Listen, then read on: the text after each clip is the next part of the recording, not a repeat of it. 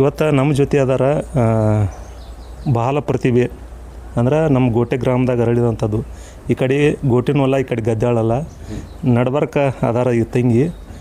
ಭಾಳ ಏನು ವಿಶೇಷ ಐತಿ ನಮ್ಗೆ ಹೇಳ್ತೀವಿ. ನಿನ್ನ ಹೆಸರು ಹೇಳೋದು? ಪೃಥ್ವಿ. ಹಾಂ, ಪೃಥ್ವಿ. ಪೂರ್ತಿ ಹೇಳು. ಪೃಥ್ವಿ ಚಿದಾನಂದ್ ಚಪ್ಪರ್. ಹಾಂ, ಪೃಥ್ವಿ ಚಿದಾನಂದ್ ಚಪ್ಪರ್.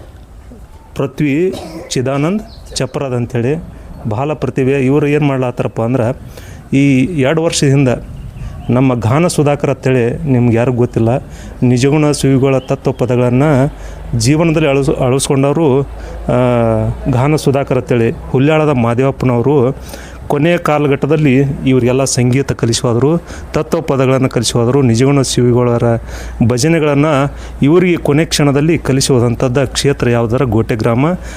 ಶಿವಲಿಂಗಪ್ಪ ಚಪ್ರದವರ ಮಕ್ಕಳು ಇವತ್ತು ಶಿವ ಭಜನೆಯಲ್ಲಿದಾರ. ನಿಮ್ಗೆ ಯಾರು ಕಲಿಸಿದ್ರು ಇದನ್ನು ಭಜನೆ? ಆಚಾರ್ಯ. ಹಾಂ, ಯಾರು ಹೇಳು ಅಜ್ಜರ ಹೆಸರು ಏನು? ಮಾದೇವಪ್ಪ. ಹಾಂ, ಮಾದೇವ್ ಹುಲ್ಯಾಳವ್ರ. ಎಷ್ಟು ಪದ ಬರ್ತಾವೆ ನಿಮ್ಗೆ? ನಾವು ಈಗ ಒಂದು ಕಲ್ತನ್ರಿ. ಮೊದಲು 2 ಬರ್ತಿದ್ದೆ. ಮೊದಲು 2 ಬರ್ತಿದ್ದು. ಮತ್ತೇನು ಬರೀ ಭಜನೆ ಅಷ್ಟು ಹಾಡ್ತೀರಿ? ಪೇಟೆ ಬರ್ಸ್ಲಾಕ ಬರತ್ತಿ? ಯಾರು ಬರ್ಸ್ತಾರು? ನಮ್ಮ ಅಣ್ಣಾರಿ. ಹಾಂ, ನಮ್ಮ ಅಕ್ಕಾರಿ. ಹಾಂ. ಎಷ್ಟು ದಿನದಾಗ ಕಲಿತ್ರಿ ಅಪ್ಪರ ಕೈಯಾಗ? ನಮ್ಮ ಅಕ್ಕದು 3ನೇ ತಿದ್ರೆ ಅವಾಗ ಬಂದಿದ್ರಿ ಅವ್ರಿ. ಹಾಂ, ಅವಾಗ ಬಂದಾಗ ನೀವು ಕಲಿತ್ರಿ ಅಲ್ಲ? ಹಾಂ ಹಾಂ.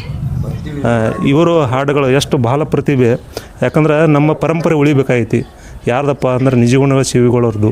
ಹೀಗಾಗಿ ನಮ್ಮ ಹುಲ್ಯಾಳಪ್ಪ ಮಹಾದೇವಪ್ಪ ಹುಲ್ಯಾಳ ಕಾಕರಂದ್ರೆ ಗಾನ ಸುಧಾಕರು ಅವರು ಶಿವಲಿಂಗಪ್ಪ ಚಪ್ರದವರು ಹೋದ ವರ್ಷ ಅವರ ಕೊನೆ ಘಟ್ಟದಲ್ಲಿ ಅಂದ್ರೆ ಅಂತಿಮದ ಟೈಮ್ದಾಗ ಅವರ ಪುಣ್ಯಸ್ಮರಣೆ ಮಾಡೋದು 1ನೇ ವರ್ಷದ್ದು. ಆ ಕಾರ್ಯಕ್ರಮದಲ್ಲಿ ಎಲ್ಲ ಮಕ್ಕಳು ಕಲಿತರು. ಹೀಗಾಗಿ ಅವ್ರಿಗೆ ಆಶ್ರಯದಾತರು ಇದ್ರು. ಹೀಗಾಗಿ ಕೊನೆ ಕ್ಷಣದಲ್ಲಿ ನಾವು ನೋಡೋಕೆ ಸಿಕ್ಕಿತ್ತು ಅಂದ್ರೆ ಶಿವಲಿಂಗಪ್ಪ ಚಪ್ರದವರ ಮನೆಯಲ್ಲಿ ಮತ್ತು ತೋಟದಲ್ಲಿ ಅವರಿಗಾಗಿ ಒಂದು ಕ್ಷೇತ್ರವನ್ನು ಮಾಡಿಟ್ಟಾರ. ನೀವು ಬರ್ಬೇಕಾದ್ರೆ ಗೋಟೆಯಿಂದ ಬಂದಾಗ ಬಲಗಡೆ ಸಿಗ್ತೈತಿ. ಆ ಕ್ಷೇತ್ರಕ್ಕೆ ನೀವು ಕೂಡ ಬಂದು ಪ್ರತಿ ವರ್ಷ ಇಲ್ಲಿ ಕಾರ್ಯಕ್ರಮ ಇರ್ತಾವೆ.